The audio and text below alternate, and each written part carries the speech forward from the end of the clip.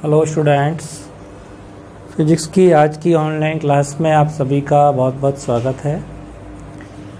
अपना फिजिक्स में चैप्टर चल रहा था फर्स्ट, इलेक्ट्रोस्टैटिक्स, स्थिर विद्युतिकी।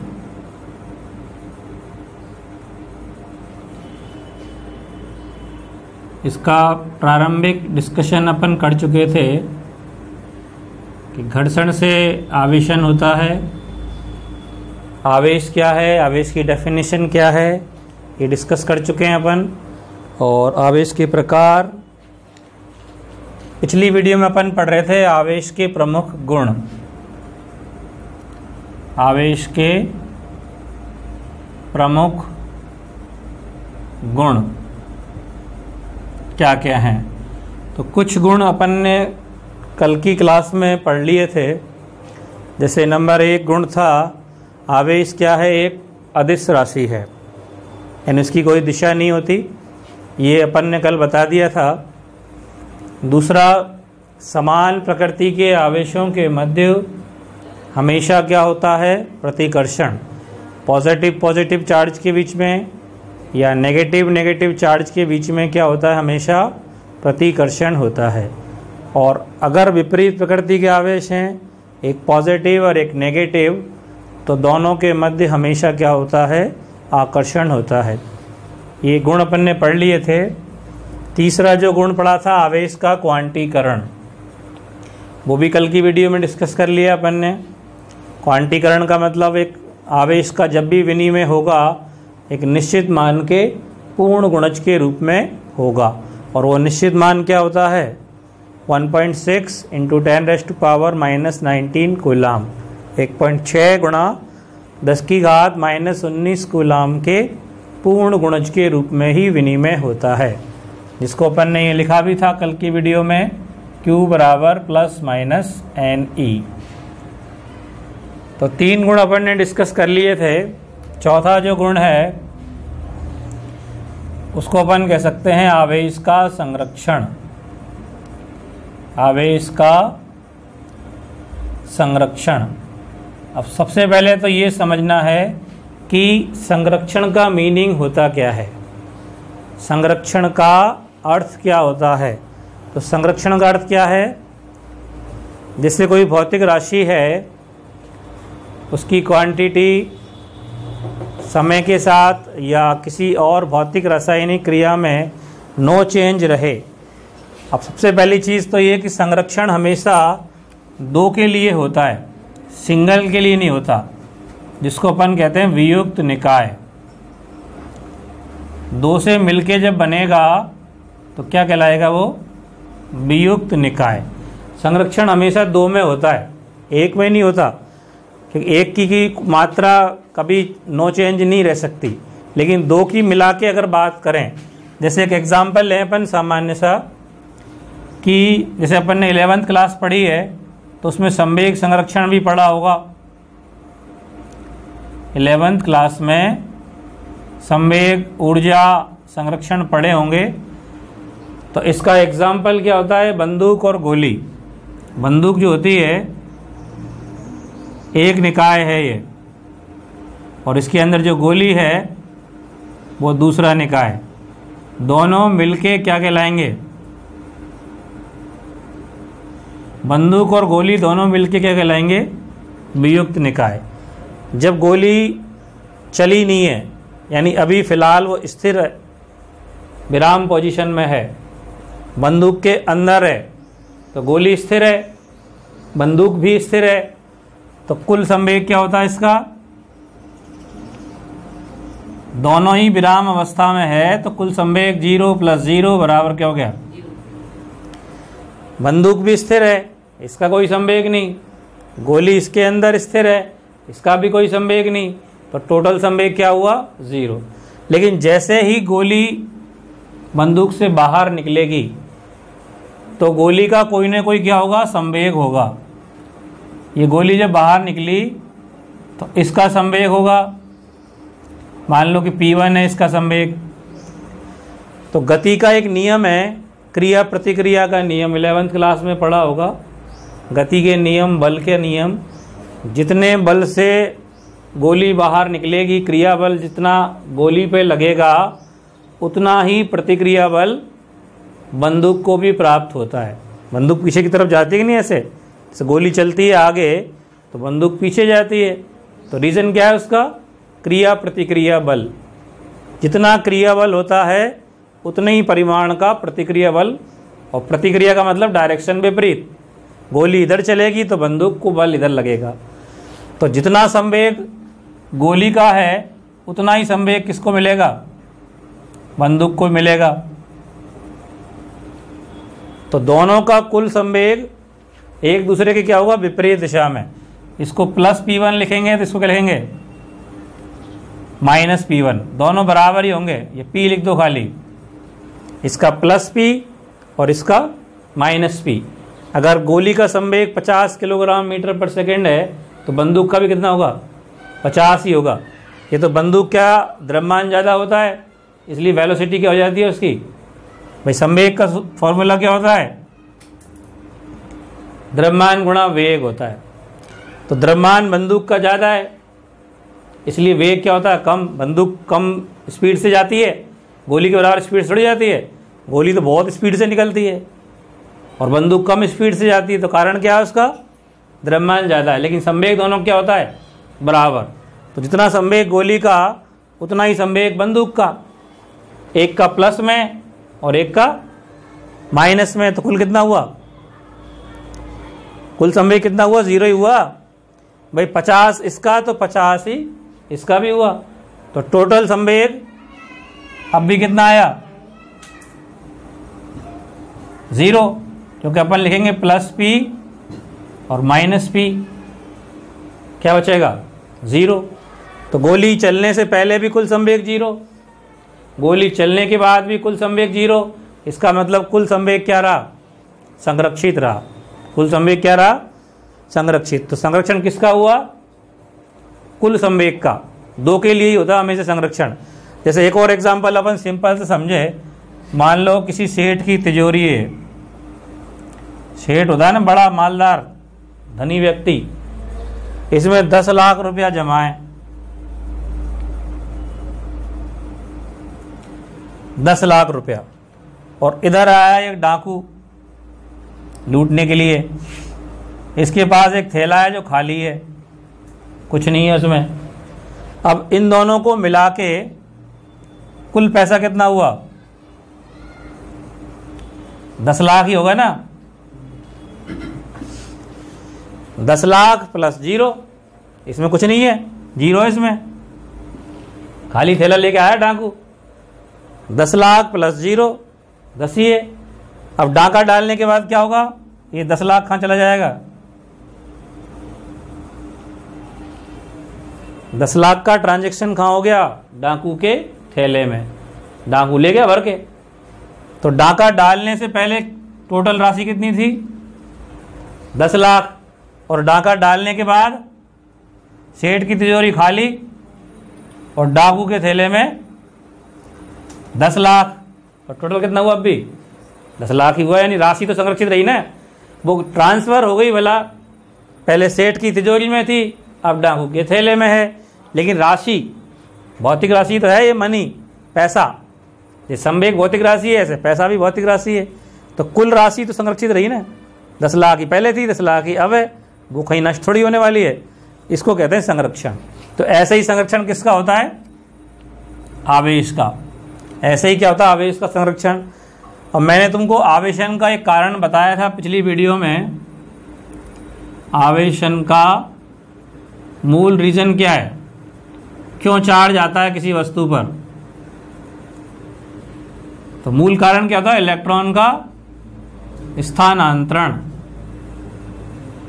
इलेक्ट्रॉन का ट्रांजैक्शन। जैसे इसमें रुपयों का ट्रांजैक्शन होता है तो एक पदार्थ से इलेक्ट्रॉन दूसरे पदार्थ पे चले जाते हैं। तो जिसके से इलेक्ट्रॉन चले गए वो हो गया धनावेशित, और जिस पे इलेक्ट्रॉन पहुंच गए वो हो गया ऋणावेशित। अब जैसे इसमें वियुक्त निकाय कौन होगा? 2 चीजें होंगी वियुक्त निकाय भी।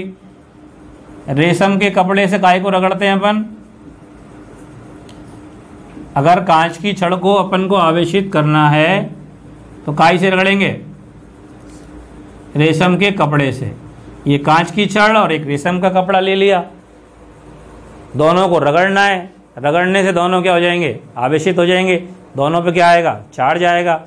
अब रगड़ने से पहले कुल आवेश कितना हुआ इन दोनों का? ये दोनों मिलके क्या कहलाएंगे? रेशम का कपड़ा प्लस कांच की छड़ दोनों मिलके क्या कहलाएंगे? वियुक्त निकाय कहलाएंगे। जैसे इसमें बंदूक और गोली वियुक्त निकाय, इसमें सेठ की तिजोरी और डाकू का थैला वियुक्त निकाय, ऐसे इसमें रेशम का कपड़ा और कांच की छड़ वियुक्त निकाय। कंबाइंड होता है वियुक्त का मतलब दो मिला के। अब रगड़ने से पहले, रगड़ने से पूर्व कुल आवेश कितना हुआ इन दोनों का? इसका कुल आवेश कितना है? कितना आवेश है इस पे? अभी रगड़ा ही नहीं है तो कोई आवेश आया ही नहीं। रगड़ने से पहले कोई आवेश नहीं आता, अनावेशित है, तो इसका आवेश 0, इसका भी 0। कितना हुआ टोटल आवेश? 0 हुआ। अब इन दोनों को अपन ने रगड़ा, जितना ज़्यादा रगड़ेंगे उतना ज़्यादा चार्ज आएगा, कम रगड़ेंगे कम आएगा, ज़्यादा रगड़ेंगे ज़्यादा आएगा। तुम्हारे ऊपर डिपेंड है कितनी देर तक रगड़ते हो। अब रगड़ने में क्या होगा? जब रगड़ेंगे तो क्या होगा? कांच की छड़ से इलेक्ट्रॉन खाएंगे, इलेक्ट्रॉन का क्या होगा? स्थानांतरण होगा। कांच की छड़ से इलेक्ट्रॉन खा जाएंगे रेशम के कपड़े पर। सपोज करो फॉर एग्जांपल 100 इलेक्ट्रॉन ट्रांसफर हो गए। कितने इलेक्ट्रॉन ट्रांसफर हो गए? 100। तो कांच की छड़ पे कितना आवेश आ गया रगड़ने के बाद? रगड़ने के बाद कांच की छड़ पर आवेश कितना आया? 100 इलेक्ट्रॉन चले गए उसके, कांच की छड़ के 100 इलेक्ट्रॉन निकल गए बाहर। तो 100 इलेक्ट्रॉन के बराबर जितना आवेश होता है 100 ई। 1 ई का मतलब कल बताया ही था मैंने कितना होता है? 1.6 गुणा 1 इलेक्ट्रॉन का आवेश इतना होता है। तो 100 इलेक्ट्रॉन निकल गए तो क्या आ गया? प्लस 100 ई। इलेक्ट्रॉन निकलने से कौन सा आवेश आता है? धनावेश। तो प्लस 100 ई आवेश किस पे आ गया? कांच की छड़ पे। अब रेशम कपड़े पे कितना आया? रेशम के कपड़े पर आवेश कितना आएगा? 100 इलेक्ट्रॉन यहाँ से निकल के यहाँ ट्रांसफर हो गए, बीच में तो गायब होते ही नहीं है कहीं। जैसे सेठ की तिजोरी का पूरा माल थैले में ही जाएगा, पटके का थोड़ी बीच में रास्ते में एक आध नोट गिर जाए, कोई नहीं पटक तो सबको ले जा समेट के। तो ऐसे ही सारे के सारे इलेक्ट्रॉन कहाँ है? रेशम के कपड़े पर। कितना आवेश हुआ फिर इस पे? -100 ही हो गया ना, क्योंकि इलेक्ट्रॉन ज़्यादा हो गए। तो इलेक्ट्रॉन जब ज़्यादा हो जाते हैं तो ऋणावेश आता है, कम हो जाते हैं तो क्या आता है? धनावेश। कांच की छड़ पे कम हो गए +100 ई, रेशम कपड़े पे बढ़ गए तो -100 ई। अब कुल कितना हुआ आवेश? वियुक्त निकाय का कुल आवेश कितना हो गया? अब इन दोनों को जोड़ेंगे, +100 और -100 कितना हुआ? 0 हुआ ना। तो रगड़ने से पहले कितना था? रगड़ने के बाद भी 0। इसका मतलब कुल आवेश नियत है, जितना पहले था उतना ही अब है। जैसे इसमें है, दोनों को मिला के पहले भी 10 लाख था, बाद में भी 10 लाख है। बंदूक गोली में पहले भी 0 था, बाद में भी 0 ही है। तो इसको कहते हैं आवेश संरक्षण। तो अपन एक लाइन पॉइंट में लिख सकते हैं, एग्जाम्पल तो ये दे सकते हैं और लिख सकते हैं क्या संरक्षण को? किसी वियुक्त निकाय का कुल आवेश सदैव नियत रहता है। कांस्टेंट है ना, सेम है। नियत रहना ही क्या है? अर्थात संरक्षित होता है। ये संरक्षण है। वियुक्त निकाय का कुल आवेश हमेशा क्या रहेगा? नियत रहेगा, संरक्षित रहेगा। कोई सा भी एग्जाम्पल हो, ये एक एग्जाम्पल है। रेशम का कपड़ा और कांच की छड़ एक वियुक्त निकाय हो गया, रगड़ने से पहले कुल आवेश 0, रगड़ने के बाद भी कुल आवेश क्या है 0। तो इसका मतलब आवेश का क्या होता है, संरक्षण होता है। अपन केमिस्ट्री में भी कोई रिएक्शन पढ़ते हैं तो उसमें भी इलेक्ट्रॉन का ट्रांजिशन होता है कि नहीं, एक धनायन बन जाता है, एक ऋणायन बन जाता है, फिर दोनों मिलके यौगिक बना लेते हैं। तो उनमें भी क्या होता है, आवेश का संरक्षण। तो किसी में 2 इलेक्ट्रॉन निकले, 2 ही तो पहुंचेंगे दूसरे पे, ऐसे नहीं एक पहुंचे गायब हो जाए बीच रास्ते में, कोई गायब नहीं होता है। तो कितने गुण हो गए अपने, 4 गुण हो गए, 3 तो कल डिस्कस कर लिए थे, चौथा ये हो गया। 5वां गुण क्या है, एक अगर वस्तु को अपन दूसरी वस्तु से जोड़ दें, एक चार्ज वस्तु को अनचार्ज वस्तु से जोड़ दें तो क्या होगा, आवेश का क्या होगा, स्थानांतरण होगा। जैसे तुम्हारी बॉडी अनचार्ज है, कोई चार्ज नहीं है, और इसके अंदर ये प्लग है बिजली का, इसमें चार्ज है कि नहीं, करंट फ्लो हो रहा है ना, और इसमें तार लगा के तुम उसको पकड़ लो एक साइड से, तो उसका चार्ज तुम्हारे अंदर आएगा कि नहीं आएगा, जिसको करंट कहते हैं। करंट झटका लगे, ज़्यादा मात्रा में आ जाए तो ब्लास्ट हो सकता है, बॉडी का जल जाए, नष्ट हो जाए, अंदर पिघल जाए, कुछ भी हो सकता है। तो चार्ज ट्रांजैक्शन कैसे होता है, इसको अपन ऐसे समझ सकते हैं, जैसे मान लो कि एक टंकी है, ये इसमें पानी फुल भरा हुआ है, एक सामान्य एग्जांपल है ये, तो केवल समझने की दृष्टि से, इसमें क्या भरा है, पानी, और एक टंकी खाली है, बगल में रखी है, ये एकदम खाली। अब इस टंकी को इसके साथ कनेक्ट कर दें, जोड़ दें, खोखला पाइप लगा दें, जोड़ दिया पाइप से, क्या होगा, नेचुरली इसका पानी इसमें आने लगेगा ना, यहाँ से पानी आना चालू हो जाएगा। पानी भी तो मात्रा ही है, जल की मात्रा का स्थानांतरण हो रहा है कि नहीं हो रहा है यहाँ, कब तक होगा, ऐसा तो नहीं है कि ये टंकी पूरी खाली हो जाए और ये बढ़ जाए, नहीं होगा ना ऐसा। कब तक होगा, जब तक दोनों में लेवल बराबर नहीं हो जाता। मान लो ये यहाँ तक आ गया और ये भी टंकी यहाँ तक हो गई, आधा पानी इसमें चला गया, आधा को जरूरी नहीं, लेवल के ऊपर डिपेंड है। इन दोनों में जब तक लेवल बराबर नहीं हो जाता, तो पाइप को यहाँ की जगह नीचे लगा तो कोई दिक्कत नहीं, तब भी ऐसा नहीं पाइप यहाँ लगाने पर ही होगा, ऐसा दिमाग में कन्फ्यूजन नहीं होना चाहिए, चाहे यहाँ लगा दो भले नीचे लगा दो बिल्कुल, तब भी पानी कहाँ तक आएगा, जब तक दोनों का लेवल बराबर नहीं हो जाता। जब इसका लेवल बराबर नहीं होता तब तक, ऐसे नहीं कि नीचे लग रहा है तो पानी जाता ही जा, क्यों जाएगा, दोनों में बराबर हो गया, दाब बराबर हो गया, दोनों में दाब बराबर हो गया, बल बराबर हो गया, जब परिणामी बल 0 हो गया तो चलना बंद हो जाएगा अपने आप। ऐसे ही इसमें होगा। तो एक अपन ने ले लिया चार्ज पिंड, ये कैसा है, आवेशित पिंड, आवेशित पिंड है, मान लो कि इस पे धनावेश है,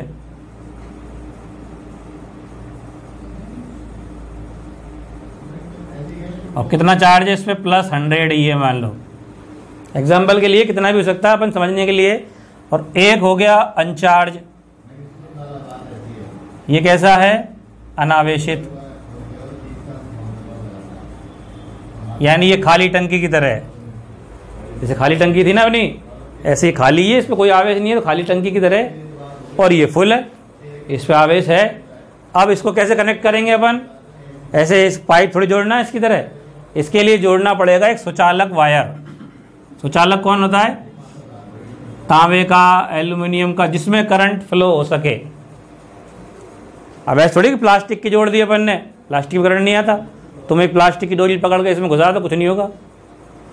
लेकिन अगर तांबे का तार इसमें लगा दिया सॉकेट में और तुमने पकड़ लिया, तो तांबे का तार क्या है, सुचालक, कंडक्टर है ना, उसमें आवेश चल सकता है, तो आवेश चल के कहाँ जाएगा, तुम्हारी बॉडी में, जितना उसके अंदर 440 है 440 तुम्हारा जाएगा, और तुम पे जलेगा नहीं, मरोगे और क्या। तो ऐसे ही इसमें होगा, ये क्या जोड़ दिया हमने, सुचालक माध्यम बोलेंगे इसको। माध्यम का मतलब जो सहायक हो आवेश को चलाने में। सुचालक मानी, सु मानी अच्छा होता है, जिसमें अच्छे से चल सके आवेश, आसानी से चल सके, उसको बोलते हैं सुचालक। तो तांबे का तार, एल्युमिनियम का तार, चांदी का तार, कोई भी सारी धातुएं क्या होती हैं, सुचालक होती, सब में आता है करंट। लेकिन सबसे ज़्यादा अच्छी कौन है, चांदी है, उसके बाद तांबा होता है। तो तांबे का जोड़ सकते हैं अपन। तो क्या होगा, अब ये चार्ज यहाँ से यहाँ आने लगेगा। कब तक आएगा, अगर दोनों गोले सेम साइज के हैं, अगर दोनों गोले सेम साइज, जैसे यहाँ दोनों टंकियाँ सेम साइज की थी ना, यहाँ दोनों टंकियाँ सेम साइज की थी, तो पानी कब तक चला, जब तक दोनों में पानी बराबर नहीं हो गया, आधी आधी हाइट तक हो गया। और नहीं है तो फिर वोल्टेज पे डिपेंड कर देगा, विभव क्या है, विभवांतर। विभवांतर तो पढ़े होंगे 10th क्लास में पढ़े होंगे तुमने, ये तो आगे अपन इसमें भी पढ़ेंगे। तो इसका कुछ आवेश कहाँ आने लगेगा, इस पे। तो दोनों चार्ज हो गए ना अभी, ऐसे नहीं पूरा आवेश चला जाए इसका वहाँ, जैसे इस टंकी का पूरा पानी थोड़ी चला गया इधर, कुछ गया जब तक दोनों का बराबर नहीं हो गया। अब 100 इस पे है तो इस पे 50 रह गया, दोनों अगर बराबर के हैं तो दोनों पे कितना हो गया, 50-50। और अगर बराबर के गोले नहीं है तो फिर बराबर नहीं आएगा, कुछ कम हो सकता है, बड़ा हो ज़्यादा हो सकता है। लेकिन अगर बराबर के हैं, जैसे बराबर की टंकियाँ हैं, तो बराबर पानी आएगा। समझ गए ना। तो इस तरह से आवेश का स्थानांतरण हो सकता है। तो 5वां गुण क्या है, यदि आवेशित पिंड को अनावेशित पिंड के साथ जोड़ दिया जाए तो आवेश का सुचालक माध्यम द्वारा, सुचालक माध्यम जोड़ रखा है ना अपन ने, सुचालक माध्यम द्वारा स्थानांतरण होता है। आवेश जा सकता है, आवेश चल सकता है। आवेश कोई ऐसी चीज़ नहीं है कि उस पिंड पे ही रहेगा, जिस पे आ गया उसी पे रहेगा, चल सकता है, चलता ही। अपन रोज़ देखते हैं लाइफ में करंट चल रहा है, पंखे चल रहे हैं, लाइट जल रही है, सब कहीं चल रहा है, करंट से चल रहा है। बिजली सप्लाई वहाँ से आ रही है, पावर हाउस से, वहाँ से चल के यहाँ आ रहा है, यहाँ से यहाँ आ रहा है, पंखे में आ रहा है, ट्यूबलाइट में आ रहा है, और कोई चीज़ लगाओगे इलेक्ट्रॉनिक उपकरण उसमें आ जाएगा। सुचालक माध्यम होना चाहिए, लेकिन ये प्लास्टिक से जोड़ोगे तो नहीं आएगा, सुचालक से जोड़ोगे आ जाएगा। तो करंट का, आवेश का क्या हो सकता है, स्थानांतरण। तो 5 गुण अपने हो गए ये। छठा गुण क्या है इसमें, जैसे आवेश जो आता है उसका कारण क्या अपन ने बताया, आवेश आने का कारण क्या बताया, इलेक्ट्रॉन का स्थानांतरण। कोई चीज़ पॉजिटिव हुई तो क्यों हुई, क्योंकि उसमें से इलेक्ट्रॉन निकल गए। कोई वस्तु अगर ऋणावेशित हुई, इसका मतलब क्या है, उस पर इलेक्ट्रॉन आ गए, तभी तो हुआ। जिसमें से इलेक्ट्रॉन निकल गए वो हो जाएगी धनावेशित, और जिस पर इलेक्ट्रॉन पहुंच जाएंगे वो हो जाएगी ऋणावेशित। ये धन ऋण भी एक कॉमन नाम है। जैसे अपन कहते हैं ना, एक आदमी सेठ है, बड़ा पैसा वाला, धनी, धनी कहते नहीं उसको, क्यों कहते हैं धनी, क्योंकि वो देता है, और देने वाला हमेशा क्या कहलाता है, धनी। इसलिए जिसने इलेक्ट्रॉन दिए उस पर क्या आएगा, धनावेश। धन शब्द वहीं से लिया है, सामान्य भाषा से, पॉजिटिव। और जिसने लिया, लेने वाला क्या कहलाता है, ऋणी नहीं कहलाता। ऋणी कर्जा ले ले कोई सेठ पैसे 10, 20, 50 हज़ार का, तो वो धनी कहलाएगा ना, देने वाला। तो जिसने लिया वो क्या कहलाएगा, ऋणी। तो ऋण से ऋणावेश बना है। तो जिसने इलेक्ट्रॉन ले लिए वो क्या कहलाएगा, ऋणावेशित। और जिसने इलेक्ट्रॉन दिए वो क्या कहलाएगा, धनावेशित। तो इस धनावेश ऋणावेश के आने पर क्या द्रव्यमान में कोई कमी आएगी कि नहीं आएगी, चेंज होगा, द्रव्यमान नहीं होगा। भाई जैसे मान लो कोई एक वस्तु है और इसमें से 50 इलेक्ट्रॉन निकल गए, 50 इलेक्ट्रॉन क्या हो गए, निष्कासित हो गए। तो ये वस्तु कैसी हो जाएगी, पॉजिटिव हो जाएगी ना वस्तु ये। इसमें से 50 इलेक्ट्रॉन निकल गए तो इस पे क्या आ गया, धनावेश आ गया कितना, +50 ही। अब इसका द्रव्यमान घटा कि बढ़ा, इसका द्रव्यमान घट गया कि बढ़ गया। सेठ की तिजोरी में 10 लाख रुपए है, वजन है ना उसमें, द्रव्यमान है 50 लाख का, जितना वजन होता है उतना वजन तिजोरी के अंदर रखा हुआ है कि नहीं। अब मान लो किसी को 2 लाख रुपए उधार दे दिए तो वजन कम हुआ कि नहीं हुआ, कितना, 2 लाख रुपए में जितना वजन होता है उतना वजन कम होगा ना। बस कितना भी हो, चाहे 2 ही रुपया दे, 2 रुपये के बराबर कम होगा, 100 रुपया दे तो 100 रुपये के बराबर कम होगा। अब इसमें से 50 इलेक्ट्रॉन निकले तो मतलब द्रव्यमान में क्या आई, कमी। कितनी कमी आएगी, 50 इलेक्ट्रॉनों के द्रव्यमान के बराबर इस वस्तु के द्रव्यमान में क्या आ जाएगी, कमी। और दूसरी कोई वस्तु मान लो, इस पर 50 इलेक्ट्रॉन आगे एक्स्ट्रा, तो इस पर क्या आ जाएगा, इस पर क्या जमा हो जाएगा, ऋणावेश। यानी इस पर कितना आवेश आ गया, -50 ही।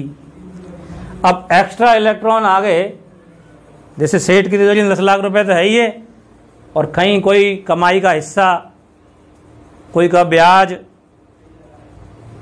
भी देते नहीं लोग बाग कि ब्याज लो साहब 20,000 रुपये मैंने जो उधार लिया उसका, तो 20,000 जमा कर दिया हमें तिजोरी में। तो क्या हुआ, तिजोरी में रखे नोटों का द्रव्यमान बढ़ा कि नहीं बढ़ा। तो इसमें भी इलेक्ट्रॉन ज़्यादा आ गए ना 50, इसका खुद का द्रव्यमान जो पहले से था वो तो है ही, और 50 इलेक्ट्रॉनों के बराबर द्रव्यमान में क्या आ गई, इसके में वृद्धि हो गई, बढ़ोतरी हो गई। तो इसका मतलब अपन क्या लिख सकते हैं, छठा गुण, धनावेशित वस्तु जो होती है, धनावेशित वस्तु के द्रव्य